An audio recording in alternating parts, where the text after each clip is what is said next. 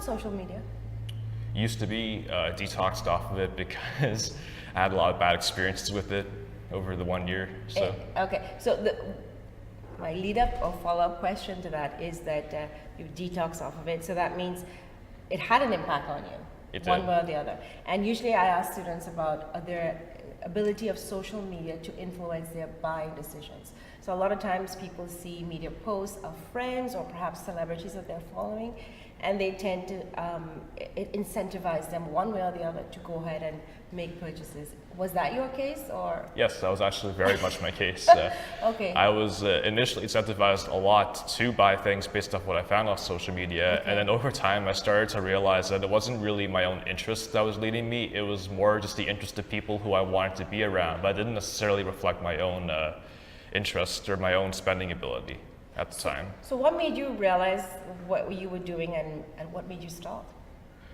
I realized I was buying things for myself that I didn't need, and I was doing it too often, and I wasn't really able to justify the money to anyone who I borrowed the money from before I was able to earn it back somehow. So you were leveraging your purchases. Yes. That's interesting. Well, it's good that you got out, before you got really deep in, and it would have been more difficult, right? You still prefer to use cash over a credit card? Yes. Yeah. And again, is that because of security reason, or do you feel like it's just safer for you in terms of spending to use cash, where you can physically see it leaving, versus credit card where you beep both tap? I can more or less remember how much I spend. The bigger problem really is just the security. Okay. Like, off online, I guess it's not really that much of an issue because it's, you don't really see people stealing cards in person unless they get like one of those tappers onto a scanner or something. Right, But, right. yeah, So just preference. So you feel that you're good when you have to monitor yourself now, after your experience on social media, it kind of woke you up Yeah. to what was happening. So now you can monitor your behavior when it comes to I feel a lot more woke after that. It's these just, woke people.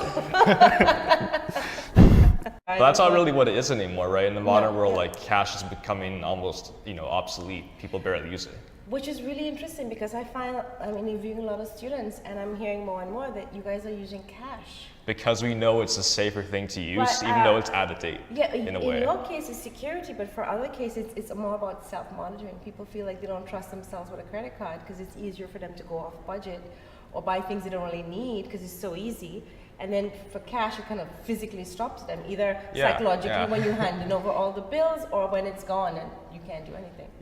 You are your own worst enemy, right? So you would think that if you were worried about anyone being insecure with your money or taking your money from you, it would be yourself, because it's easy to blame other people for spending too much money, but when it comes to you and yourself, you always want to excuse yourself, to treat yourself when you're feeling bad, and you don't realize how much your emotional expenditures can cost you in the long run.